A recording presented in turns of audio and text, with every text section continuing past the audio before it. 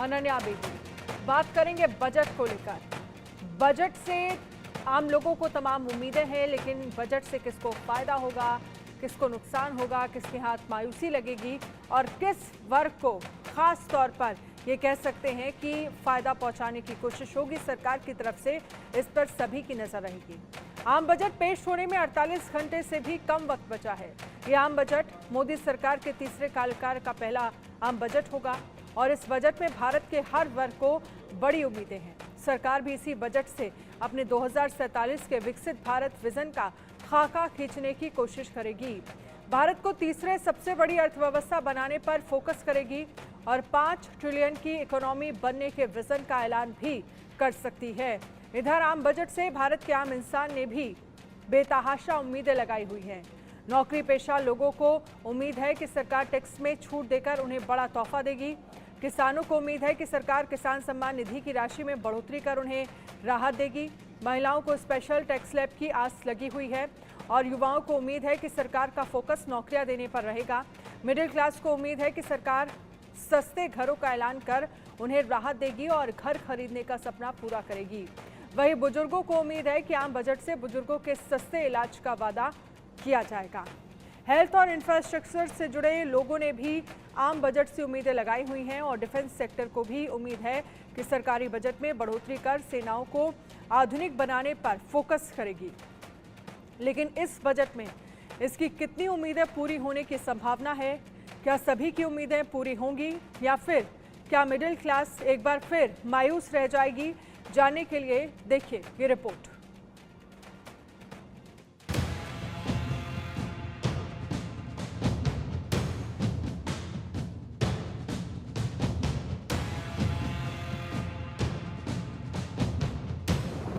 आम बजट से आम आदमी उम्मीदें लगाए बैठा है।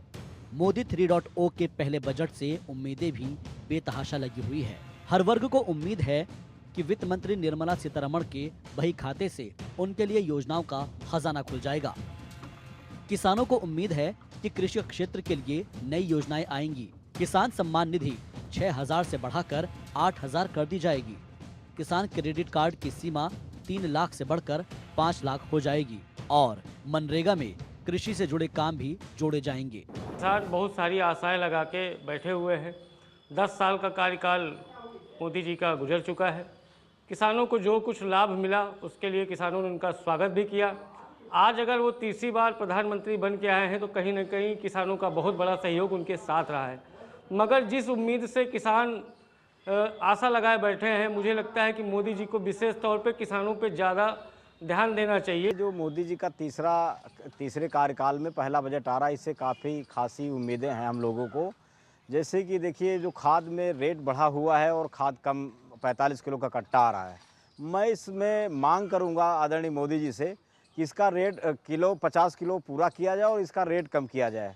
और दूसरी बात है, हमारे जो भी नहरें हैं, यहाँ हमारे लखनऊ में राजधानी, उत्तर प्रदेश की राजधानी लखनऊ है। इस शारदा खंड टू एक लखनऊ नहर आई है, इसमें पानी कभी भी नहीं आता है, जिससे खास किसान हमेशा मायूस रहता है। आम बजट से महिलाओं ने भी बहुत उम्मीदें लगाई हुई है। महिलाओं को उम्मीद है कि रसोई गैस सिलेंडर सस्ते दामों पर मिलेगा, जबकि बढ़ती हुई महंगाई को काबू में करने का कोई मंत्र भी निर्मला सीतारमण के पिटारे से बाहर निकलेगा। उधर नौकरी पेशा महिलाओं को उम्मीद है कि टैक्स स्लैब में उनके लिए अलग से प्रावधान होगा। महिलाओं को टैक्स में ज्यादा छूट मिलेगी। कामकाजी महिलाओं को उम्मीद है कि उनके लिए पेड लीव बढ़ाई जाएंगी। आम बजट से बहुत कुछ मेरी अपेक्षाएं हैं, जैसा कि अभी एक गृहिणी अपने हर तरह से घर को संतुलित करके चलती है, पर जो है कि खर्चे दिन पर दिन बढ़ते जा रहा है, तो उसका बजट वो कितना भी बैलेंस करना चाहे, वो बजट उसका हर महीने बढ़ता ही जा रहा है। युवाओं ने भी बजट से बहुत उम्मीदें लगाई हुई है। युवाओं को उम्मीद है कि शिक्षा पर खर्च बढ़ेगा, शिक्षा की क्वालिटी बढ़ाने पर फोकस होगा, लेकिन सबसे ज्यादा चिंता है रोजगार की। युवाओं को उम्मीद है कि बजट में रोजगार बढ़ाने का ऐलान किया जाएगा। रेलवे में खाली पदों को भरने का ऐलान होगा। कौशल विकास का दायरा बढ़ाकर युवाओं में नया जोश भरा जाएगा। हर बजट में जो ध्यान रखा जाता है वो गरीब वर्ग का ज़्यादा ध्यान रखा जाता है और उच्च वर्ग को बजट से कोई फर्क नहीं पड़ता है। पर इस बार बजट का मिडिल क्लास का ज़्यादा ध्यान रखते हुए शिक्षा के क्षेत्र में सबसे ज़्यादा ध्यान देने की जरूरत है। जिससे आशा है मध्यम क्लास के व्यापारी को कुछ फायदा दिया जाए। इनको न तो किसी तरह का इंश्योरेंस का फायदा, आज किसी के को नुकसान हो जाता है इनको फायदा नहीं मिलता, किसानों का कर्ज माफ होता, वो एक्सीडेंट होता तो उनको सबको फायदा मिलता है, व्यापारी को फायदा मिलना चाहिए। आज व्यापारी कितना इनकम टैक्स देता है, इस पर कोई स्कीम लानी चाहिए और एक इनकम टैक्स की छूट सीमा बढ़ानी चाहिए। डिफेंस सेक्टर ने भी बजट से खासी उम्मीदें लगाई हुई हैं। जवानों को उम्मीद है कि अग्निवीर योजना में किसी बड़े बदलाव का ऐलान होगा। सेना को उम्मीद है कि उन्हें आधुनिक उपकरण खरीदने के लिए अलग से बजट मिलेगा। डिफेंस सेक्टर को उम्मीद है कि बजट में 10% तक बढ़ोतरी होगी। डिफेंस बजट को बढ़ाकर 6.5 लाख करोड़ किया जाएगा। मेक इन इंडिया हथियारों को खरीदने के लिए अलग से बड़ा फंड मिलेगा। हम आत्मनिर्भरता की तरफ कदम बढ़ा रहे हैं। हम डिफेंस एक्सपोर्ट जरूर कम कर रहे हैं, लेकिन जो प्राइवेट जो प्लेयर्स हैं इस फील्ड में, जो मेक इन इंडिया के तहत जिनके ऊपर बजट बढ़ाना, वो भी एक एंगल है जिसको देखा जाएगा, एग्जामिन किया जाएगा। DRDO के रिसर्च एंड डेवलपमेंट, उनके इनोवेशन का बजट बढ़ना चाहिए। इसके अलावा जो तीनों सेनाएं हैं, सशस्त्र बल हैं, चाहे वो आर्मी हो, नेवी हो या एयरफोर्स हो, उनके बीच में उनके लॉन्ग टर्म प्लानिंग के हिसाब से कैपिटल अलॉटमेंट होनी चाहिए। उधर हेल्थ सेक्टर की बात की जाए तो हेल्थ सेक्टर से जुड़े लोगों को उम्मीद है कि सरकार का फोकस गांव और कस्बों तक हेल्थ सर्विसेज को बढ़ावा देने पर होगा। साथ ही गरीबों तक अच्छी स्वास्थ्य सुविधाएं पहुंचाने पर भी सरकार फोकस करेगी। ग्रामीण क्षेत्र में स्वास्थ्य सेवा ज़्यादा से ज़्यादा उपलब्ध हो और उसमें छोटे छोटे कस्बे में, छोटे छोटे गांव में ऐसा होना चाहिए कि लोगों को बड़े कस्बे में जाने का ज़रूरत नहीं हो। प्लस जो नया नया मेडिकल चालू तो हो रहा है, लेकिन वहाँ पर अभी सुविधाओं का उतना नहीं हो पा रहा है, इसलिए सुविधा उपलब्ध हो। एजुकेशन, हेल्थ और फूड, सो सरकार सब प्रयत्न कर ही रही है, लेकिन कुछ कुछ जगह पे अभी भी रिमोट एरिया में जो अपने सरकारी हेल्थ सिस्टम है वो है, लेकिन उतना स्ट्रॉन्ग नहीं है। तो जो इंफ्रास्ट्रक्चर है उसका ज़्यादा अच्छे से डेवलपमेंट करना, सारी दवाइयाँ अवेलेबल कराना, और छोटे छोटे सेंटर पे सिस्टम है, डॉक्टर्स है, कभी कभी कुछ जगह पे डॉक्टर नहीं होते, वो भी है, लेकिन वो ज़रा जो सिस्टम है उसको ज़्यादा स्ट्रॉन्ग करने की ज़रूरत है, उसके पीछे एक्सपेंसेस बढ़ाने की ज़रूरत है। उम्मीदें तो बहुत है। नौकरी पेशा लोग सालों से टैक्स में छूट का इंतजार देख रहे हैं, लेकिन हर बार खाली हाथ ही रह जाते हैं। लिहाजा इस बार नौकरी पेशा लोगों को उम्मीद है कि जब लाल बैग खुलेगा तो नौकरी पेशा वाले मिडिल क्लास को थोड़ी राहत जरूर देगा। Bureau report, India news. और इस पर चर्चा करने के लिए हमारे साथ खास मेहमान जुड़ गए हैं। मिताली निकोरे, अर्थशास्त्री, हमारे साथ जुड़ गई हैं। मेजर जनरल रिटायर्ड राजन कोचर, डिफेंस एक्सपर्ट, हमारे साथ जुड़ गए हैं। MJ खान, चेयरमैन ICFA, हमारे साथ जुड़ गए हैं ज़्यादा चर्चा करने के लिए। इसके साथ ही समाजवादी पार्टी के नेता हमारे साथ जुड़ गए हैं, नसीर सलीम। मिताली जी, सबसे पहले मैं आपके पास आना चाहूँगी। देखिए, आम बजट से लोगों को तमाम उम्मीदें हैं, लेकिन इस बार का बजट क्या लग रहा है आपको, कितना खास होने वाला है और किस वर्ग को खासा राहत पहुंचाने की कोशिश होगी सरकार की तरफ से? जी बिल्कुल, थैंक यू सो मच मुझे आज बुलाने के लिए। और अगर हम इस बजट की बात करें तो पिछले बजट में अगर हमें याद होगा तो एक एक्रोनिम ज्ञान करके निर्मला सीतारमण जी ने दिया था, गरीब, युवा, आदिवासी और नारी। और ये जो सारे डिफरेंट वर्ग के लोग हैं, इन सबको ही मुझे लगता है इस बजट में भी बहुत आश्वासन मिलेगा, बहुत नई चीजें मिलेंगी, जो कि पिछले बजट में, मतलब जो कि 6 महीने पहले ही अनाउंस हुआ है, उसकी एक कंटिन्यूटी में मुझे लगता है चीजें आगे चलेंगी।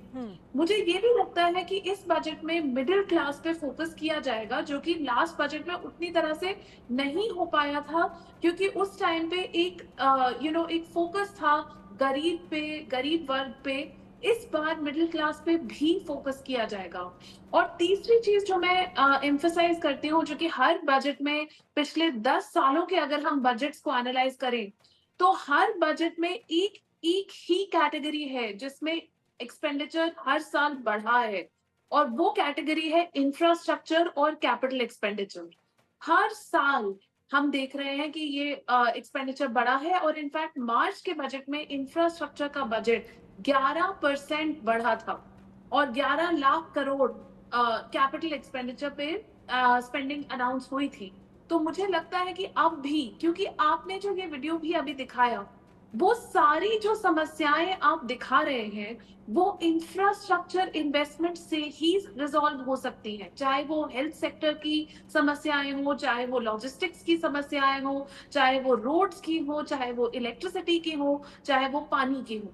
तो ये सारी जो समस्याएं एकदम लिंक्ड है और सारे कॉमन पर्सन्स को, हम सबको, आम आदमी को, आम औरत को इम्पैक्ट करती हैं। वो सारी इंफ्रास्ट्रक्चर से काफी हद तक सॉल्व हो सकती हैं और मुझे ये लगता है कि इस बार फोकस इस पे रहेगा। और एक और सेक्टर मैं लास्ट में हाईलाइट करना चाहती हूँ, वो है अर्बन और सिटीज का इंफ्रास्ट्रक्चर।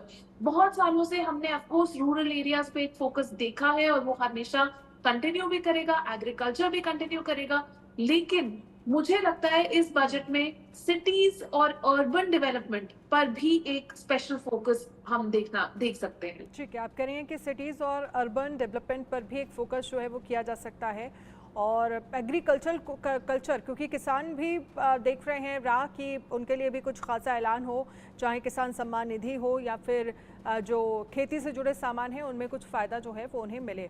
राजन कोचर जी, डिफेंस एक्सपर्ट जो है, हमने देखा है आप डिफेंस एक्सपर्ट हैं, हमने देखा है डिफेंस को लेकर बजट जो है वो हर बार बढ़ाया गया है।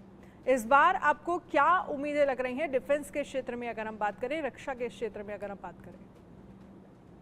देखिए, आपकी नजर में लेके जाऊंगा इंटरिम बजट के ऊपर। जब हमको अभी जो इंटरिम बजट 2024 का मिला है उसमें 6.21 लाख करोड़ डिफेंस बजट है, जो पिछले साल से 4.72% इंक्रीज है।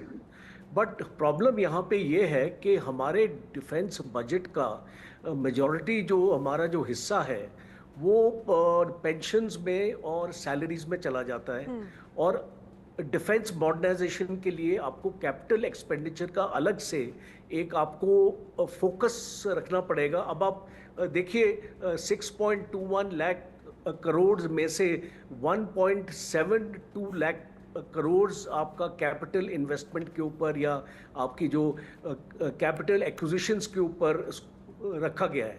तो अभी जो भी बजट आप डिफेंस को देना चाहते हैं, आपको पहली चीज देखनी पड़ेगी कि आपका थ्रेट परसेप्शन क्या है, कहां से आपको थ्रेट आ रहा है, और उस थ्रेट को दूर करने के लिए आप अपनी फौज को कैसे सक्षम करना चाहते हैं। तो आज के हालात में आप देख रहे हैं कि लाइन ऑफ एक्चुअल कंट्रोल में चाइना का जो वहाँ पे डिप्लॉयमेंट हो रहा है, और जिस टाइप के आधुनिक वेपन साइबर और स्पेस के अगर आप उसको डेवलपमेंट, खास तौर पे मैं इसमें फोकस अगर करूं, तो आप अपनी फौज को कंपेयर कीजिए और उनके पास क्या है। और दूसरी इम्पॉर्टेंट जो एक फोकस कभी नहीं रहा है इस बजट में, और मैं चाहता हूं कि इस बार निर्मला सीतारामन उस पर फोकस करें, वो है रिसर्च और डेवलपमेंट। कोई भी फौज में अगर डिफेंस सेक्टर में रिसर्च और डेवलपमेंट के ऊपर आप ज़्यादा फंड्स अगर देंगे, तो आप देखेंगे जो भी टेक्नोलॉजी है हमको उसको इंपोर्ट करने की ज़रूरत नहीं पड़ेगी, हम अपने कंट्री में ही उस टेक्नोलॉजी को ले सकते हैं। और इसमें आप इस चीज़ को DRDO पे छोड़ना एक वाइज डिसीजन नहीं होगी। आपने ऑलरेडी देखा है प्राइम मिनिस्टर मोदी ने DRDO के रिफॉर्म्स ऑर्डर कर दिए हैं। तो एक इंडिकेशन जो आ रही है मुझे कि अभी रिसर्च और डेवलपमेंट में प्राइवेट सेक्टर का मैं एक लार्जर रोल देखता हूँ।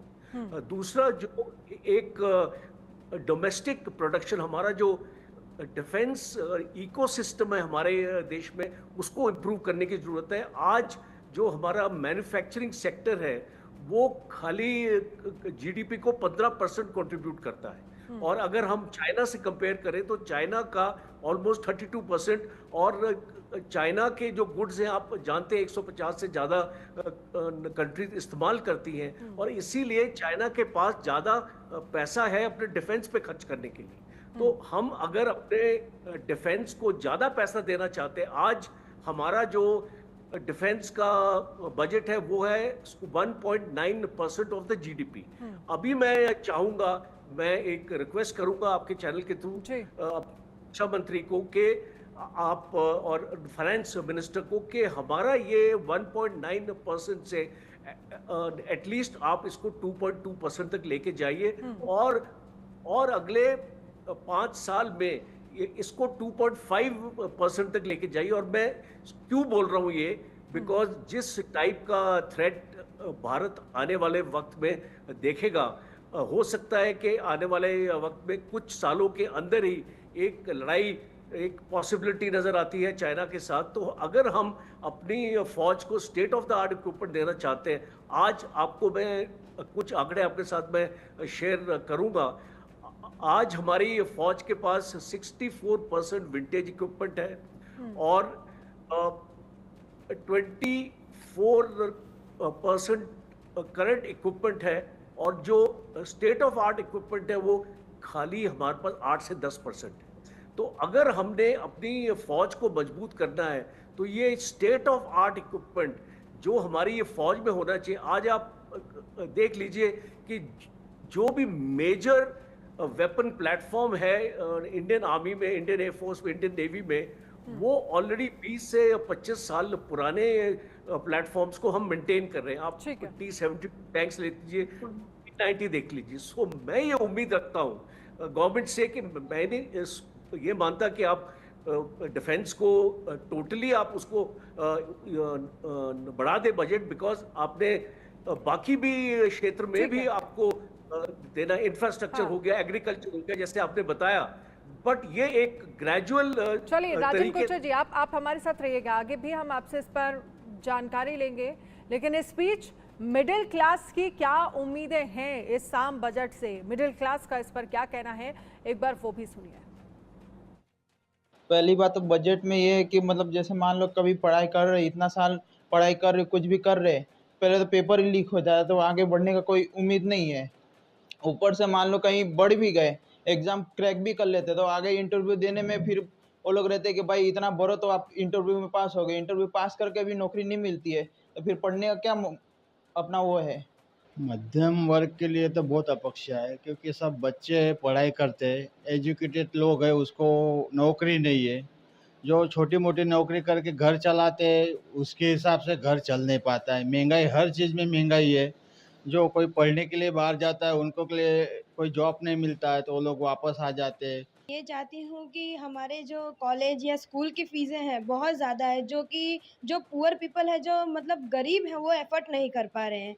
इसकी वजह से ये चाहते हैं कि मतलब सरकार कम से कम थोड़ी बहुत तो हमें राहत दे। मध्यम वर्ग के हमारी यही अपेक्षा है कि हमारे जो गरीब वर्कर हैं, गरीब लोग के जो हैं, उनको जैसे सब्जी है, तेल है, गैस है, कोई भी चीज़ धंधा करने जा रहे हैं उसके लिए मतलब बलात्कार आए दिन हो रहा है, आए दिन महंगाई के लिए फांसी लगाए जा रहे हैं आदमी, और इतना तकलीफ हो रही है कि हर एक चीज़, रोटी दाल प्याज जो था वो भी महंगा, शक्कर महंगा, सारी चीज़ महंगा है, तो पब्लिक खाएगी कैसे? बजट में सबसे पहले तो जो घर चलाने का बजट है उसको सरकार ध्यान में दे, बाकी सब तो ठीक है।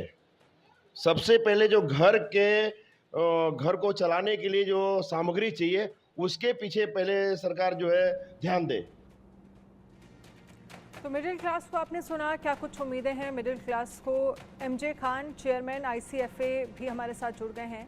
एमजे खान साहब, देखिए प्रधानमंत्री नरेंद्र मोदी के तीसरे कार्यकाल का ये पहला बजट है, ऐसे में क्या लग रहा है, क्या उम्मीदें हैं आपको इस बार के बजट से, ख़ास तौर पर मिडिल क्लास को सैलरीड क्लास के हिसाब से अगर देखा जाए तो?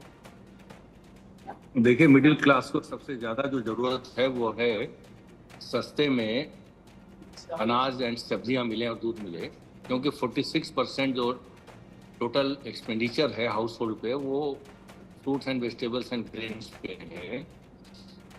तो अगर ये सस्ता होगा तो सबसे ज़्यादा राहत उससे मिलेगी। और इसको सस्ता करने के लिए जो ज़रूरत है वो है कि एग्रीकल्चर को कितना सपोर्ट इस बजट से भी दिया जाता है। एक लेसन तो गवर्नमेंट को मिल चुका है, क्योंकि किसानों ने रिलेटिवली कम NDA गवर्नमेंट में मेन BJP है और इनके पार्टनर्स को वोट किया है, तो इस वजह से अभी 3 स्टेट के इलेक्शन आ रहे हैं, तो बड़ी एग्रीकल्चर काफी इम्पॉर्टेंट है एंड पॉलिटिक्स के हिसाब से तो और ज़्यादा इम्पॉर्टेंट है, क्योंकि 50% आबादी किसान है। तो वित्त मंत्री जी के साथ में बड़ी लंबी चर्चा हुई थी कि एग्रीकल्चर का बजट कैसा होना चाहिए। तो सबसे ज़्यादा तो R&D पे बजट बढ़ाने की जरूरत है। 0.6% एग्रीकल्चर GDP का हम लोग R&D पे खर्च कर रहे हैं। डेवलप्ड कंट्रीज में 1.1-1.2% है। तो हम लोगों ने कहा 8,500 करोड़, 9,500 करोड़ जो ICR का बजट है उसको कम से कम 20,000 करोड़ करें। तो एक तो ये था। दूसरा है कि एक्सपोर्ट हम लोगों का नहीं, अगर एक्सपोर्ट बढ़ेगा एग्रीकल्चर का। और सेकेंड इनिंग में प्राइम मिनिस्टर का जो पहला पब्लिक स्टेटमेंट था वो ये था कि एग्रीकल्चर एक्सपोर्ट $100 बिलियन ले जाने का 2025-26 तक। तो एक्सपोर्ट बढ़ेगा अगर, तो उस मामले में पूरी वैल्यू चेन दुरुस्त हो जाएगी। तीसरा है इसमें सबसे ज्यादा कि किसानों को कैसे ज्यादा पाई का हिस्सा मिले जो कंज्यूमर स्पेंड करता है। इसका मतलब कि बेटर कनेक्ट प्रोड्यूसर का कंज्यूमर के साथ में होना लाजमी है। तो ये 3 चीज़ें ऐसी हैं, और उसके लिए जो वैल्यू चेन डेवलप करना है ताकि जो वैल्यू एडिशन हो, सप्लाई चेन ताकि वेस्टेज कम हो। तो पोस्ट हार्वेस्ट इंफ्रास्ट्रक्चर पे मैक्सिमम स्पेंडिंग की ज़रूरत है इस टाइम पर। तो एग्रीकल्चर में मुझे लगता है कि it is a good politics, it is a good economics if there is a greater investment in agriculture. R&D budget बढ़ाना है, एक्सपोर्ट ओरिएंटेशन बढ़ाना है, इंफ्रास्ट्रक्चर डेवलपमेंट करना है, जिसमें खास करके value chain and supply chain का। तो ये 3 मेजर एरियाज हैं जिसपे जो रिफॉर्म्स का एजेंडा लॉन्ग ओवरड्यू है उसको बहुत बढ़ाने की जरूरत है। फर्टिलाइजर सब्सिडी का रिफॉर्म्स है, फूड सब्सिडी का रिफॉर्म्स है। तो जो रिफॉर्म्स का एजेंडा है एग्रीकल्चर में उसको टेकअप करने, तो 4 एरियाज पे हम लोगों का इम्फेसिस ज्यादा था वित्त मंत्री की बैठक में। ठीक है, आकाश जिंदल वरिष्ठ अर्थशास्त्री भी हमारे साथ जुड़ गए हैं। आकाश जी, अब क्योंकि देखिए सबसे ज़्यादा जब हम मिडिल क्लास की, सैलरीड क्लास की बात करते हैं तो सभी की नज़रें आके टिक जाती हैं टैक्स स्लैब पर। क्या लग रहा है इस बार के बजट में टैक्स स्लैब में कोई बदलाव हो सकता है? जी हाँ, इस बार टैक्स स्लैब में काफ़ी बदलाव होने की संभावना है। काफ़ी जो है तोहफे आम आदमी को मिलने की संभावना है। कारण क्या है, इस बार सरकार बैटिंग पिच पे है। सरकार के पास फंड्स पहले के मुकाबले अच्छे हैं। एक तो RBI की तरफ से सरकार को बहुत बढ़िया डिविडेंड मिला है 2.1 लाख करोड़ का। दूसरा, टैक्स कलेक्शन की बात करें, यहाँ मैं सरकार की सराहना भी करूंगा। Tax collection has been very good. Now if you see for the month of April 2024, GST collection on a gross basis has been whopping 2.1 lakh crore. तो टैक्स कलेक्शन अच्छी है, RBI से डिविडेंड आया हुआ है, ओवरऑल इनकम टैक्स कलेक्शन भी अच्छी है और डेफिसिट भी कुछ हद तक मैनेज्ड है।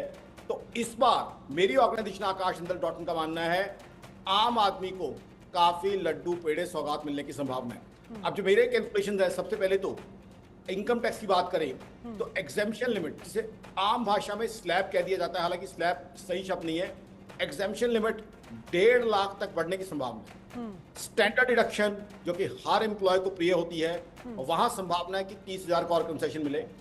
महिलाओं के लिए, हमारी बहनों के लिए स्टैंड अलोन एडिशनल 50,000 की एग्जेम्पशन लिमिट आने की संभावना है। उसके बाद आ जाइए आप हाउसिंग पे। इस सरकार का नारा रहा है हाउसिंग फॉर एवरीवन, और उसका फायदा भी हुआ है। लोगों को अपने घर खरीदने का मौका मिला है। तो ऐसे में हाउसिंग को मोटिवेट करने के लिए, क्योंकि ज़्यादातर घर तो हाउसिंग लोन पे लिए जाते हैं, हाउसिंग लोन में 2 तरह के प्रोविजन आने की संभावना है।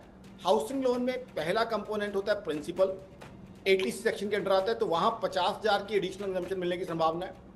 दूसरा होता है इंटरेस्ट कंपोनेंट, और वो सेक्शन 24B के अंडर आता है। वो ज़्यादा इंपॉर्टेंट है क्योंकि housing loan typically are longer duration loan, 14 year 16 year, तो वहाँ 1 लाख की एडिशनल एग्जेम्पशन आने की संभावना है। उसके बाद आ जाइए आप हेल्थ इंश्योरेंस।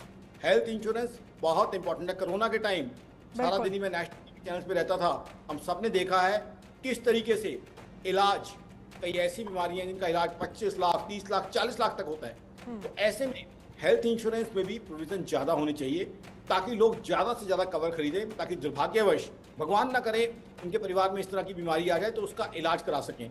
तो आई थिंक हेल्थ इंश्योरेंस पे भी एग्जेम्पशन आने की संभावना है। ये वो ठीक है, बोलिए। मैं कुछ और चीज़ें बताना चाहता हूँ। पहले मैं संभावना लिस्ट करता हूँ। किसान भाइयों के लिए जो किसान सम्मान निधि है वो 12,000 होने की संभावना है। साथ ही इंटरेस्ट फ्री लोन की स्कीम आने की संभावना है। उसके अलावा इंफ्रास्ट्रक्चर पे काफी बड़ा एलोकेशन आने की संभावना, और सबसे बड़ा तोहफा, सबसे बड़ा गिफ्ट जो हम उम्मीद कर रहे हैं गृहिणी के लिए, मैन ऑन द रोड के लिए, किसान के लिए, वो है डीजल प्राइसेस में 5 रुपए की कटौती की संभावना। देखिए, डीजल प्राइसेस में 2 तरह के टैक्सेस आ जाते हैं। पहला सेंट्रल गवर्नमेंट चार्ज करती है सेंटर सहित, दूसरा जो स्टेट चार्ज ठीक है। करती है। आकाश जी, आप हमारे साथ रहिएगा, इन तमाम पहलुओं पर एक एक करके हम बात करेंगे और आप अब हमें सेक्टर वाइज बताइएगा भी कि कहाँ कहाँ फायदा जो है वो आम लोगों को हो सकता है। हमारे साथ और भी मेहमान हैं। नासिर सलीम इन्वेस्टमेंट बैंकर, अर्थशास्त्री हैं। नासिर सलीम साहब, आप कैसे देख रहे हैं इस बजट को, और जो आम लोगों की उम्मीदें हैं, जो किसानों की उम्मीदें हैं, जो गृहिणियों की उम्मीदें हैं और जो सैलरीड क्लास को उम्मीदें हैं, उस पर कितना खरा उतरेगा इस बार का बजट? नमस्कार अनन्या जी, बहुत बहुत शुक्रिया कि आपने मुझे अपने पैनल में जोड़ा। देखिए, दो तीन चीज़ें मैंने सब कुछ सुना और मैं सबसे सहमत हूँ। दो तीन खास करके हमें खुशी होगी अगर इस पे कुछ बेनिफिट्स मिले। सबसे पहली चीज़ ये है कि हमें ये देखना है कि अगर आप नंबर्स देखें तो एक डिवीजन क्रिएट हो रहा है between urban India and rural India में। तो हमारा ये मानना है कि ये जो डिवीजन, और कई अर्थशास्त्री ये बोलते हैं कि ये डिवीजन कैसे कम हो। हमारा ये मानना है कि एमएसएमई सेक्टर की अगर मैं बात करूं, क्योंकि एक बहुत बड़ा एम्प्लॉयमेंट जनरेशन है Ananya, which basically takes care of a lot of employment and manufacturing and multiple sectors in that. उसमें कई 3-4 सेक्टर आते हैं और एमएसएमई एक बहुत अहम रोल प्ले करता है। हमारा ये मानना है कि बहुत सारे एमएसएमई, खास करके जैसे अगर मैं उत्तर प्रदेश की बात करूं, क्योंकि मैं उत्तर प्रदेश से आता हूं, यहाँ पे कुछ 96 लाख एमएसएमई है जिसमें से बहुत कम ही रजिस्टर्ड है। और जब सरकार एमएसएमई की बात करती है या उनको कुछ डोल्स की बात करती है या इंटरेस्ट फ्री लोन्स की बात करती है या पीएलआई की बात करती है, तो इनको बेनिफिट मिलना चाहिए। तो सबसे पहली चीज ये मेरा ये मानना है कि एमएसएमई को कैसे और बेनिफिट्स मिले, वो बहुत एक जरूरी चीज है। और उसमें हम लोग कितना परसेंटेज बजट का उनके बेनिफिट को दे सकते हैं, पहली चीज तो ये भी होना चाहिए। दूसरी चीज अनन्या, जो केंद्र सरकार बार बार ये बोलती आ रही है, शुरू में अगर आप 2014 की बात करें और 19 की बात करें, दो इनके कार्यकाल में, तो सबसे पहले उन्होंने ये बोला कि हमें मेक इन इंडिया की बात करें। विजन अच्छा है, मगर आज अगर आप उसकी कंट्रीब्यूशन देखेंगे, मैन्युफैक्चरिंग की कंट्रीब्यूशन जीडीपी में सिर्फ 13% के आसपास है। हमारा ये मानना है कि इसको 25% तक ले जाना है। और मेक इन इंडिया में अगर इन्होंने इसमें और कंट्रीब्यूशंस मैन्युफैक्चरिंग में अगर आपने और उनको डोज दिए, तो मैन्युफैक्चरिंग एक बहुत बड़ा एक एम्प्लॉयमेंट जनरेशन सेक्टर है, जिसके तहत आपका मेक इन इंडिया पॉलिसी भी आगे बढ़ेगी। तीसरी चीज हमारा ये मानना है कि इंफ्रास्ट्रक्चर एक बहुत अहम रोल प्ले करता है। और इंफ्रास्ट्रक्चर सिर्फ एयरपोर्ट्स, पोर्ट्स, रोड्स, उसकी तो बात हम करते ही रहते हैं क्योंकि केंद्र सरकार उसमें काम कर रही है, मगर इंफ्रास्ट्रक्चर किसानों के लिए अगर आपने एक उनको इकोसिस्टम बना के दे दिया, जैसे कि मंडियां हैं, हम ये सवाल पूछना चाहते हैं और हम चाहते हैं कि ये सारा उभर के आए बजट में कि इंफ्रास्ट्रक्चर फॉर स्पेसिफिक सेक्टर्स, जैसे कि किसानों के लिए, अगर वहां पे आपने मंडिया की स्थापना कर दी, अगर आपने फूड स्टोरेजेस में आपने और बढ़ाया, तो इन सब चीजों में इन्फ्लेशन का भी फर्क पड़ेगा। किसानों को जो पैसे नहीं मिल रहे हैं वो उनकी और कीमत मिलेगी। और कहीं ना कहीं हमें ये भी लगता है कि हम लोग हर जगह ये ऑपोजिशन से भी सुनते आ रहे हैं और सबसे ये सुनते आ रहे हैं कि भाई एमएसपी लीगल गारंटी चाहिए। एमएसपी एक लीगल गारंटी अलग मुद्दा है, मगर हमारा ये मानना है कि एमएसपी के लिए एक स्वामीनाथन C+2+50% का एक फॉर्मूला आया था, जो स्वामीनाथन कमेटी ने आगे रखा था सबके बीच। हमें ये लगता है कि अगर ये स्वामीनाथन कमेटी की असल में चर्चा करें पार्लियामेंट में और अगर बजट में उसके कुछ प्रोविजंस ले आए, तो काफी हद तक राहत किसानों और किसानों की जो डिमांड है वो काफी हद तक उनको एक्सेप्ट की जाएंगी किसानों के हित में। और हमारा ये मानना है the fourth thing that I like to talk about Ananya is, जो बहुत ही जरूरी है, वो ये है कि आपके जीएसटी जो हैं, कई प्रोडक्ट्स में जो एक लग्जरी सेगमेंट को हेल्प करती हैं, वो बहुत कम है।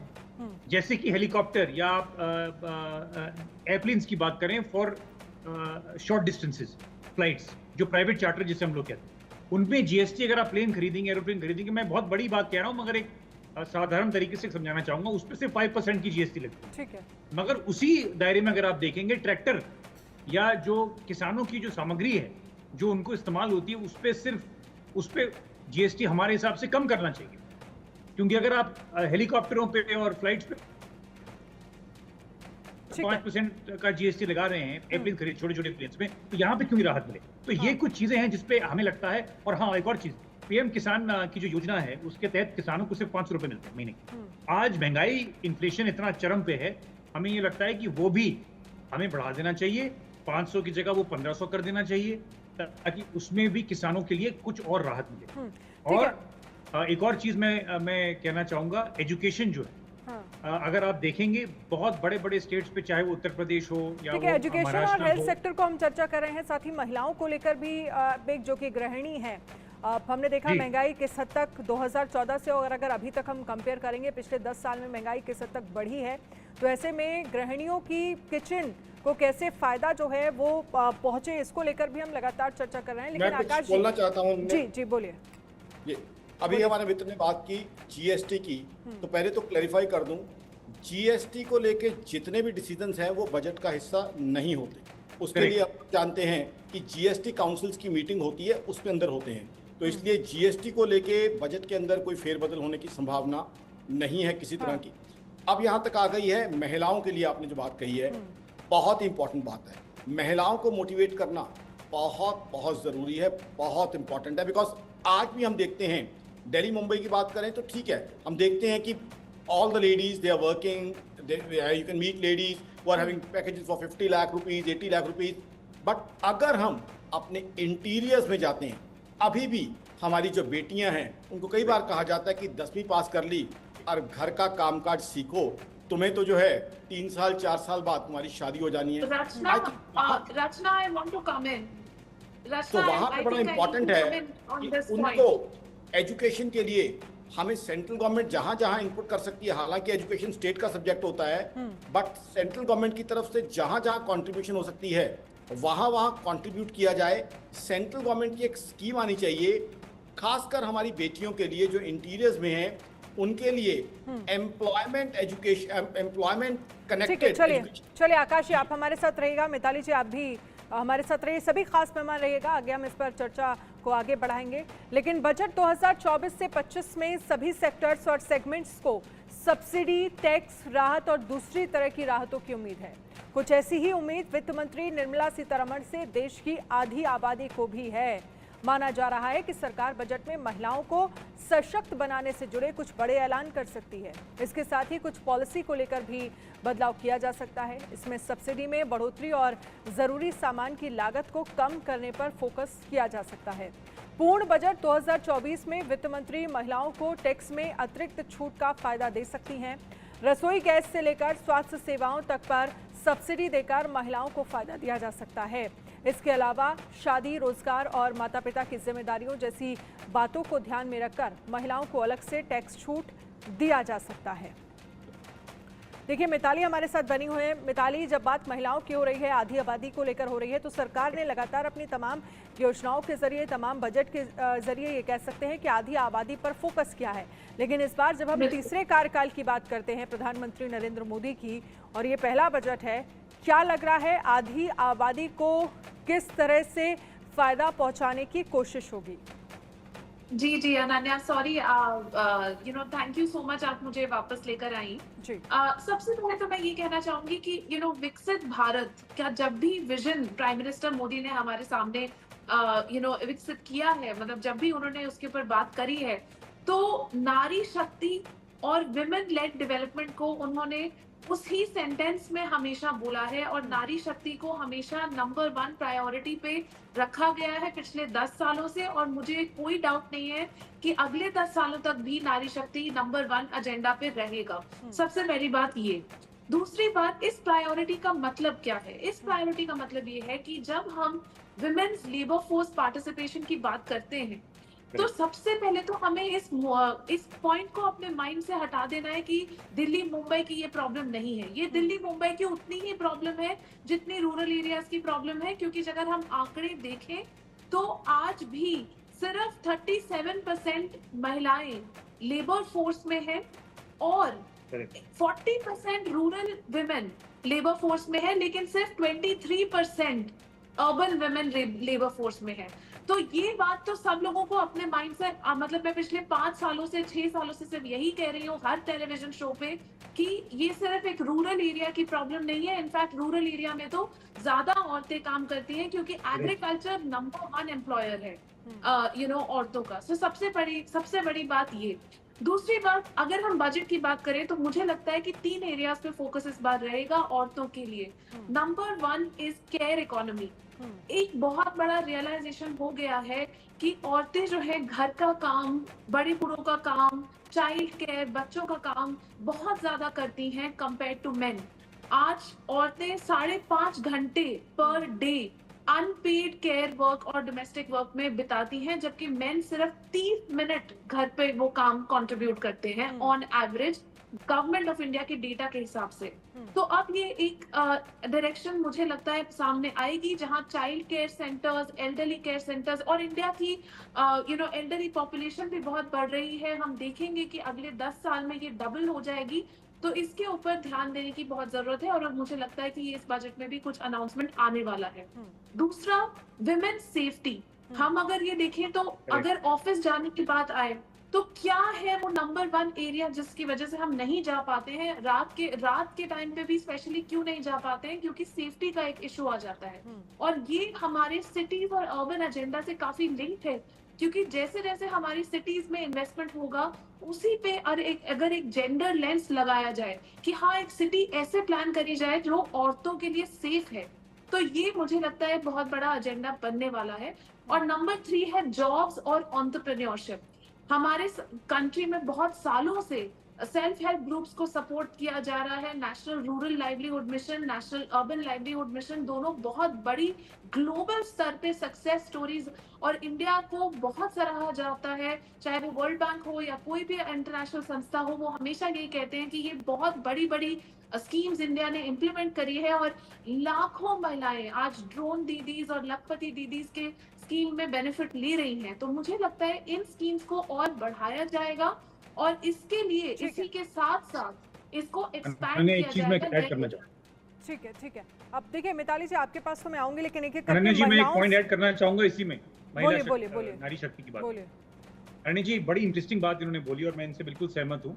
देखिए, एक और बहुत बहुत महत्वपूर्ण चीज है महिलाओं के रिस्पेक्ट में, वो मैं बताना चाहूंगा, वो है मैल नरिशमेंट और अंडर नरिशमेंट। मैं आपको बता दूं, इंडिया में एक बहुत बड़ी समस्या है जो कोई इसके बारे में कोई जिक्र नहीं करता है, वो है more than 60% of the women are anaemic in India, and more than 30% of the children are stunted. और खास करके अगर आप महिलाएं की बात करें, 60% बहुत बड़ा नंबर होता है अनीमा के कारण। और हमारा ये मानना है कि कोई भी सरकार, सेंट्रल गवर्नमेंट में कभी भी किसी ने इसके बारे में बात नहीं करी है। तो एक ये भी बहुत महत्वपूर्ण डेटा, इंपॉर्टेंट डेटा, और हम चाहते हैं कि महिलाओं के लिए जब उनके सब्जेक्ट पे ये बात आए तो इस पे भी कुछ गवर्नमेंट की स्कीम या एलोकेशंस होनी चाहिए, अनिवार्य है, बहुत जरूरी है। जी मिताली, इसके अंदर एक चीज बड़ी इंपॉर्टेंट आ जाती है महिलाओं के लिए, जब आपने डिस्कंटिन्यू करवाया मुझे, महिलाओं के लिए job oriented courses rural India में होने चाहिए। अब हमारे रूरल इंडिया में हालात क्या है आज की तारीख में, या ओवरऑल एजुकेशन सिस्टम देखें, बीए, बीकॉम, बीएससी की तरफ लोगों को जो है, ठीक है, +2 के बाद भेज दिया हमने, उसके बाद जॉब जनरेशन वहाँ उतनी नहीं है। तो मैंने इस चीज़ के सरकार को और सरकार के कई कैबिनेट मिनिस्टर्स को नेशनल चैनल्स के जब शो होते हैं वहाँ सजेस्ट किया है कि हमें ऐसे कैप्सूल कोर्सेज, टैबलेट कोर्सेज शुरू करने चाहिए, जहाँ आपको +2 की क्वालिफिकेशन भी मिले, साथ में आपको जॉब ओरिएंटेड कोर्सेज मिले। जैसे आपको कोर्स मिले कंप्यूटर ऑपरेटर का, बेकर का, कुलिनरी स्किल्स का, मैकेनिक का, मोबाइल मैकेनिक का, रिपेयर जो है एग्जेक्टिव का, कार ड्राइविंग स्किल्स का, ताकि हर बेटी जो है, रूरल इंडिया की बात करें, जैसे वो 19 साल की हो, 18-19 साल की हो, वो 25-30 हज़ार रुपये घर में लाना शुरू करें। उससे क्या होगा, रूरल इकोनॉमी जिसकी हम हमेशा बात करते हैं, सबसे पहले तो रूरल इकोनॉमी स्ट्रेंथन होगी, दूसरा हमारी बेटियां स्ट्रेंथन होंगी। आज वो बेटी घर की इकोनॉमी के अंदर कंट्रीब्यूट कर रही है, क्योंकि हम बात हमेशा करते हैं कंट्री के डेफिसिट की, लेकिन हाउस होल्ड डेफिसिट की बात हमेशा छूट जाती है। हाउस होल्ड में जो डेफिसिट है वो कैसे प्लग होगा? आज हमारी बेटियां कमाई के अंदर कंट्रीब्यूट करना शुरू कर दें अपने पिता की, तो जो घर की कमाई में डेफिसिट है, कमी है, वो पूरी होगी। कल को वो शादी के बाद अपनी पति की इनकम में जो है कंट्रीब्यूट करेंगी। जहां जो मैं बात कर रहा था दिल्ली मुंबई की महिलाओं की, गांव में भी हमारी महिलाएं एग्रीकल्चर में पार्टिसिपेट करती हैं, बट क्या उनके हाथ में पैसा आता है? वो पार्टिसिपेट करती हैं। यहाँ क्या है, वो 50 लाख 30 लाख का पैकेज उसके पास आ जाता है, उसके जो अकाउंट में आ जाता है, ताकि उसके पास फाइनेंशियल लिबर्टी होती है फाइनेंशियल डिसीजन लेने की। वहाँ महिलाएं कंट्रीब्यूट करती हैं इकोनॉमी में, बट फिर भी वो पैसा उनके हाथ में नहीं आता। उस एंगल से मेरा कहना था कि महिलाओं को हमें फाइनेंशियली भी सशक्त करना है। इसीलिए हम देखते हैं कि बड़े सिटीज़ में, मेट्रोपॉलिटन सिटीज़ में फीमेल्स कुछ हद तक ज़्यादा सिक्योर फील करती हैं। अभी बात की गई है महिला सिक्योरिटी की, सिक्योरिटी लॉ एंड ऑर्डर हालांकि स्टेट का सब्जेक्ट है, स्टेट को देखना है, बट मेरा ये मानना है कि हाँ, सेंट्रल गवर्नमेंट भी इसमें अगर कुछ कंट्रीब्यूट कर सकती है तो उसे बिल्कुल करना चाहिए, क्योंकि महिला सशक्तिकरण सबसे बड़ी बात तो ये है हमारी फाइनेंस साहब भी हमारे साथ बने हुए हैं। तो महिलाओं का राजन ध्यान कोचर जी, जो तमाम मुद्दे महिलाओं से जुड़े उठाए गए, जिसमें देखिए अर्बन एरिया और रूरल एरिया की जब हम बात करते हैं तो महिलाओं के लिए अलग अलग सिनेरियो वहां पर बनता है, और जब हम महिला सशक्तिकरण की बात करते हैं इसका मतलब ये है कि महिलाएं अभी तक सशक्त नहीं है। कैसे सशक्त उन्हें बनाया जाए और क्या बड़े प्रावधान या बड़े ऐलान बजट में किए जा सकते हैं जिससे इस दिशा में हम आगे बढ़ सके?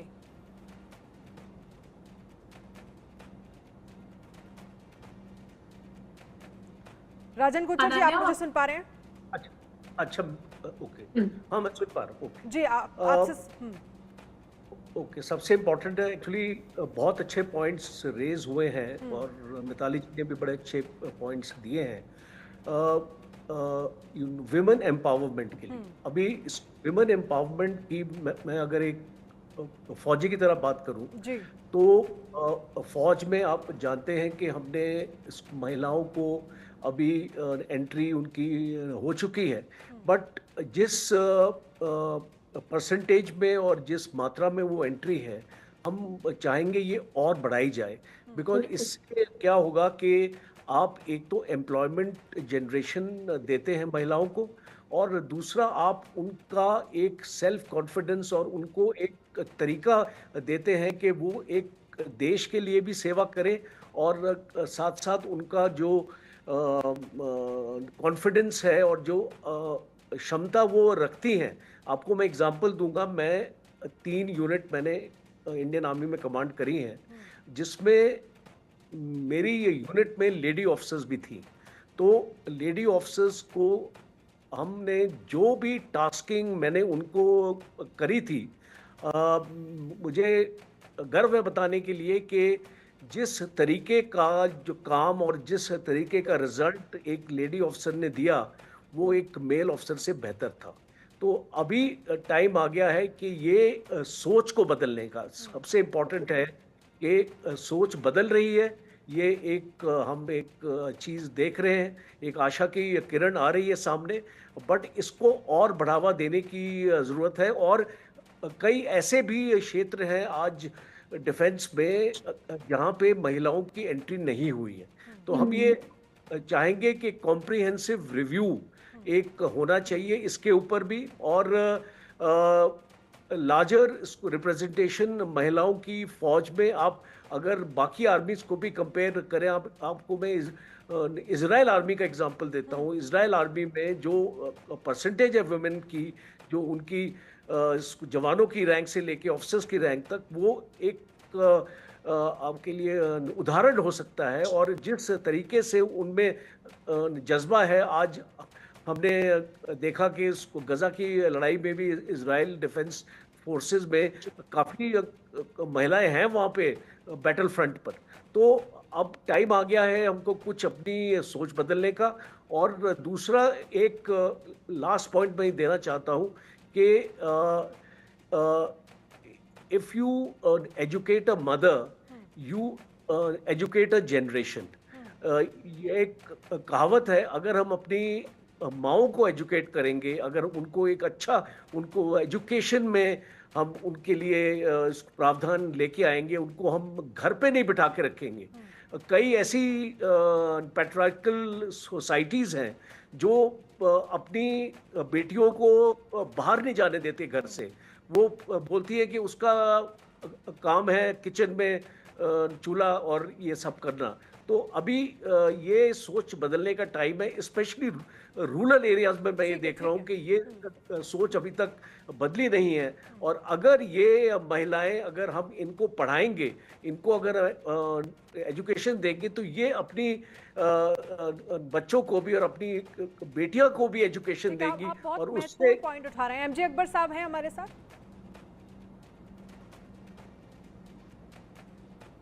चलिए एमजे से हमारा कनेक्शन थोड़ा कट हो गया है, लेकिन आकाश जी इस पर कुछ कहना चाहते हैं। आकाश जी बोलिए। बिल्कुल, देखिए महिलाओं के लिए डेफिनेटली बहुत फोकस होना चाहिए, क्योंकि सबसे पहली बात बजट में हमने बात की सिक्योरिटी की और चीज़ों की।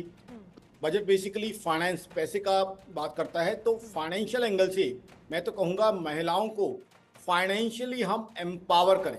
देखिए डेटा बताता है कि जहाँ जहाँ महिलाएं, हमारी बेटियाँ, हमारी बहनें फाइनेंशियली एम्पावर्ड हैं, वहाँ वो इंडिपेंडेंट है, डिसीजन मेकिंग में भी इन्वॉल्व होती हैं और साथ ही साथ अपने राइट्स के लिए they know how to stand and how to fight. तो आई थिंक फाइनेंशियल इंडिपेंडेंस और साथ में उनके लिए अच्छी इनकम।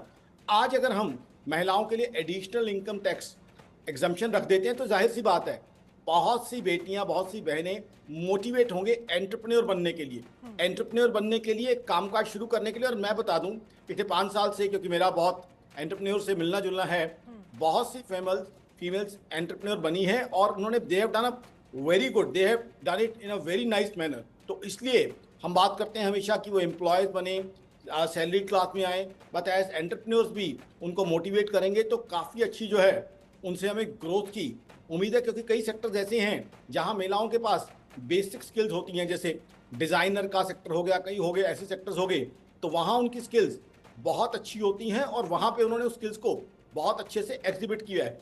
दूसरा जो बड़ा इंपॉर्टेंट आ जाता है आज की तारीख में, एजुकेशन सेक्टर। अभी देखो अमेरिका में आप सब जानते हैं यूएस प्रेसिडेंट पोल्स की बात चल रही है, एजुकेशन लोन्स पे बहुत बड़ी वहाँ अनाउंसमेंट्स होने की संभावना है, बहुत बड़ी डिस्कशंस हो रही हैं, प्रेसिडेंशियल कैंडिडेट तक उसकी बात कर रहे हैं।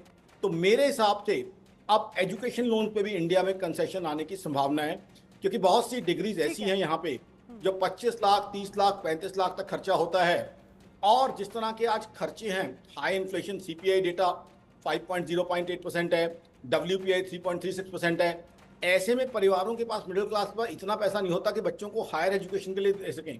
तो मेरे हिसाब से एजुकेशन लोन्स पे टैक्स एग्जम्पशन और एजुकेशन लोन पे टैक्स फ्री इंटरेस्ट फ्री या सब्सिडाइज एजुकेशन लोन वो आने की संभावना है, जहां बैंक फंडिंग करे और सरकार जो है बैंकों को जो है रीइंबर्स करे, ताकि बैंक्स की तरफ से सस्ते बेसिस पे एजुकेशन लोन दिए जाएं, ताकि बच्चे जो 20 लाख, 30 लाख, 35 लाख का कोर्स करना चाहते हैं उनको दिक्कत ना आए। उनको जब वो जॉब ज्वाइन कर लें तो वो आराम से जो है, जैसे हाउसिंग लोन होता है 15 साल, 16 साल, 18 साल का, उस तरीके से when they start earning they can repay. और किसान भाइयों के लिए भी इंटरेस्ट फ्री लोन आने की संभावना। देखिए एक बड़ी विचित्र सिचुएशन है, आकाश जिंदल जैसे व्यक्ति ने आज दिल्ली में 5 करोड़ का फ्लैट लेना होता है तो उसे शायद इंटरेस्ट फ्री लोन मिल जाता है, क्योंकि उसमें जो है बिल्डर की सबवेंशन होती है। आकाश जिंदल जैसे व्यक्ति ने 30 लाख की गाड़ी लेनी होती है दिल्ली जैसे शहर में, तो उसे जो है इंटरेस्ट फ्री लोन मिल जाता है, क्योंकि मैन्युफैक्चरर की शायद सबवेंशन होती है। लेकिन किसान जो आकाश जिंदल से कहीं ज़्यादा इंपॉर्टेंट है, कहीं ज़्यादा रेलिवेंट है इंडियन इकोनॉमी के लिए, उसको जब लोन लेना होता है तो वहाँ लोन मिलता है 12%, 14%, 18%। तो किसानों के लिए भी इंटरेस्ट फ्री लोन इस बजट में आने की संभावना है। ठीक है, नासिर सलीम जी भी इस पर कुछ कहना चाहते हैं। नासिर सलीम जी, आप अपना ओपिनियन तो दीजिएगा, लेकिन मैं कुछ और पॉइंट जोड़ देती हूँ। एक तो रेलवे सेक्टर पर आपको लग रहा है कि कुछ बड़ी राहत मिलनी चाहिए, क्योंकि वरिष्ठ नागरिक जिनको उम्मीदें हैं कि टिकट में कुछ छूट उन्हें मिले, और दूसरा मैं चाहूंगी कि एजुकेशन सेक्टर जिसका जिक्र आकाश जी कर रहे हैं कि बोले जी नहीं, देखिए रेलवे तो एक बहुत ही अहम सब्जेक्ट है और बजट का, और जाहिर बात है राहत इन द सेंस की कुछ कंसेशंस मिलने चाहिए। हमारा तो शुरू से ही कहते हैं कि भाई उसकी जो आपकी जो हायर एंड कैबिन्स हैं उसमें एक ऐसी प्राइसिंग रखें कि उसको जो पीपल अफोर्ड कर सकते हैं वो पैसे जो हैं उसको और बढ़ाइए, और जो आम नागरिक हैं उनको बेनिफिट दिया जाए in terms of some subsidy, और जो गरीब जनता है उनको और राहत मिले। एक कैप्टिव प्राइसिंग कुछ मॉडल बनाएं और जिसके तहत जो आम जनता है उनको राहत मिले, और साथ साथ में जो आप प्राइस चार्ज कर रहे हैं रेलवेज में, प्रीमियम चार्जेस चार्ज करेंगे, जैसे एग्जीक्यूटिव क्लास पे AC चेयर कार में हाई एंड वाले जो है आप वो इंट्रोड्यूस करिए, और वहाँ से जो पैसा आपको मिलता है वो आप रेलवे इंफ्रास्ट्रक्चर में और बढ़ा के और ठीक करिए। एक तो ये है। मगर मेरा एक और पॉइंट था Ananya ji, which I want to tell you basically. देखिए हमारे फाइनेंस मिनिस्टर साहिबा ये कहती रहती हैं कि 7% growth, we are talking about more than 7% growth in India as far as India's GDP is concern. But एक बहुत जो चिंता करने की बात है और जो मैं आपके सामने रखना चाहूँगा, और मैं चाहूँगा कि ये मैसेज जाए सरकार को, वो ये है कि जो मैंने आपको शुरू में बताया था, लीडिंग इनइक्वालिटी जो है डेटा ये दिखाता है 2022 और 23 के अगर आप डेटा देखेंगे 22.6% of national income went to the top 1%। आपकी फिर से मैं लाइन आपके सामने रिपीट करूंगा आपके दर्शकों के सामने, 22.6% नेशनल इनकम गया इंडिया के 1% पॉपुलेशन। तो इसका मतलब ये है कि जो डिस्टर्बिंग ट्रेंड ये दिख के आ रहा है कि share of rich is going up, जो अमीर हैं वो और अमीर हो रहे हैं इंडिया में, बिल्कुल, और जो बॉटम 50% हैं, जो नीचे के 50% हैं, वो और गरीब हो रहे हैं। हाँ। और एक और चीज है जो मैं बोलना चाहूंगा, एक बड़ी एक इंडेक्स आती है जिसे हम लोग कहते हैं human development score, HDS, human development score करके एक इंडेक्स आता है, और उसमें 31.1% मतलब 31% के आसपास डिक्लाइन है हमारा HDS स्कोर इंडिया का। और इन terms of per capita income अगर आप देखें, हम हमारी पर कैपिटा इनकम के तहत हम लोग 126th हैं दुनिया भर के कंट्री में, दुनिया भर में we are 126th in the world, which shows that most people are poor and deprived। जो गरीब है वो गरीब हो जा रहा है और जो डिवाइड है वो बढ़ा जा रहा है। सो हमारा ये मानना है कि इस बेनिफिट को अगर आपको GDP बढ़ानी है और अगर आपको compete करना है दुनिया भर में, तो आपको ये जो डिवाइड है इसको कम करना है। मेरा यही पॉइंट शुरू में था कि हम लोग रूरल इंडिया को कैसे और विकसित बनाएं, कैसे उनको और बढ़ावा दें, कैसे उनको और डोज दें, चाहे वो MSME सेक्टर की बात हो, चाहे वो एग्रेरियन इकोनॉमी की बात हो, चाहे वो MSP की इम्प्लीमेंटेशन की बात हो थ्रू दी स्वामीनाथन कमेटी की बात हो, चाहे हम लोग इंफ्रास्ट्रक्चर डेवलपमेंट करें, मगर रूरल इंडिया में क्या इंफ्रास्ट्रक्चर डेवलपमेंट हो रहा है। और जो बहुत ही जरूरी चीज मैं बोलना चाहूंगा, देखिए जो हायर एजुकेशन है, चाहे वो IITs हैं या IIMs हैं, आज हमारे कितने IITs और IIMs बने हैं पिछले 10-12 साल में, हमें ये भी सवाल उठाना है। और उसमें जैसे मिताली जी ने बहुत अच्छी बात बोली लेबर फोर्स की, लेबर फोर्स में अगर आप देखेंगे एक डिक्लाइनिंग ट्रेंड है। अर्बन इंडिया में तो महिलाएं पार्टिसिपेट ही नहीं कर रही हैं नौकरियों में, तो ये दिखता है कि कहीं ना कहीं हमारा डिवीजन जो है बढ़ा जा रहा है। जिनके पास पैसे हैं उनको और पैसे बन रहे हैं और हमें कोई दिक्कत नहीं है उससे। हाँ, ये बड़ा सवाल है वाकई कि जो लोग अमीर हैं वो और अमीर हो रहे हैं, जो गरीब हैं वो और ज्यादा गरीब हो रहे हैं। मिताली जी, इस पर मैं आपका ओपिनियन चाहूंगी, जिस बात का जिक्र नासिर सलीम साहब कर रहे हैं, और दूसरा ये कि अर्बन जो रूरल एरिया से आती हैं महिलाएं, वो कितना नौकरी पेशा उसमें पार्टिसिपेट कर पा रही हैं, उनके लिए क्या स्कीम्स होनी चाहिए, क्या एंटरप्रेन्योरशिप की वहाँ पर कुछ ट्रेनिंग, या महिलाएं जो भी अपना कुछ काम करना चाह रही हों उनको कैसे सरकार सपोर्ट कर सकती है। और दूसरा मैं एक चीज़ और जोड़ देती हूँ, हालांकि ये बात EV सेक्टर को लेकर हम कर रहे हैं, इलेक्ट्रॉनिक व्हीकल, जिस पर सरकार का बहुत ज़्यादा फोकस है, तो EV सेक्टर्स को लेकर भी क्या कोई बड़े ऐलान हो सकते हैं, ज़्यादा से ज़्यादा लोग इस सेक्टर की तरफ अट्रैक्ट कर सके? बिल्कुल बिल्कुल अनन्या, आई थिंक मैं 3 चीजों पर अपनी टिप्पणी करना चाहूंगी। एक तो जब हम EV सेक्टर की बात करें, सबसे पहले ये बहुत ही एक इंटरेस्टिंग सेक्टर है और ये सेक्टर बहुत फास्ट ग्रो कर रहा है क्योंकि गवर्नमेंट का बहुत फोकस है EVs पे। EVs इट्स नॉट ओनली कि हमें सिर्फ गाड़ियों के और प्राइवेट व्हीकल्स की ये बात सिर्फ नहीं है, ये जैसे ट्रकों की बात भी है, ट्रक्स भी, और जो हैवी व्हीकल्स जिसको हम कहते हैं गुड्स ट्रांसपोर्ट के लिए, उसमें भी इलेक्ट्रिफिकेशन का एक ड्राइव आजकल चल रहा है और मिनिस्ट्री ऑफ हैवी इंडस्ट्रीज जो है इसका पूरा लीडरशिप कर रही है। और वहां पे देखा जा रहा है कि मेन रेजिस्टेंस है कि आपके चार्जिंग फैसिलिटीज पूरे कंट्री में क्लियरली अवेलेबल नहीं है और इसी में अब बहुत बड़े इन्वेस्टमेंट्स की एक्सपेक्टेशन है। और इसको भी ये देखा जा रहा है कि सिर्फ पब्लिक सेक्टर ही नहीं बट प्राइवेट सेक्टर को भी कैसे लाया जाए एक पार्टनर बना के, ताकि चार्जिंग इंफ्रास्ट्रक्चर का इन्वेस्टमेंट पूरी कंट्री में करा जा सके। दूसरा जो लिंक्ड सेक्टर है वो है इसमें हाइड्रोजन का सेक्टर, ग्रीन हाइड्रोजन। तो ग्रीन हाइड्रोजन के रिसर्च और डेवलपमेंट के लिए और ये देखने के लिए कि ग्रीन हाइड्रोजन कहाँ अप्लाई हो सकता है हमारे ट्रांसपोर्ट सेक्टर में और हमारे एनर्जी सेक्टर में, दोनों ही बहुत बड़ा अनाउंसमेंट एक्सपेक्टेड है क्योंकि वर्ल्ड बैंक और गवर्नमेंट दोनों ही साथ में काफी काम कर रही हैं काफी टाइम से ग्रीन हाइड्रोजन सेक्टर की रिसर्च पे। तो मैं ये एक्सपेक्ट करती हूँ कि इसके ऊपर भी एक अनाउंसमेंट आएगा।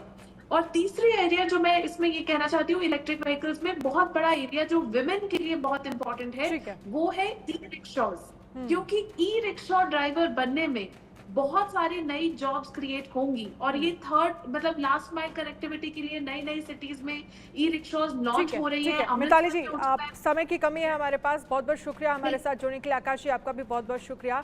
नासिर सलीम साहब, बहुत शुक्रिया हमारे साथ जुड़ने के लिए। साथ ही हमारे साथ राजन कोचर जी भी जुड़े, जिनसे हमने डिफेंस को लेकर चर्चा की। बहुत बहुत शुक्रिया आप सभी खास मेहमानों का इस चर्चा में शामिल होने के लिए। छोटे से ब्रेक के लिए रुकेंगे, ब्रेक के उस पार खबरें लगातार जारी हैं, आप बने रहिए इंडिया न्यूज़ के साथ।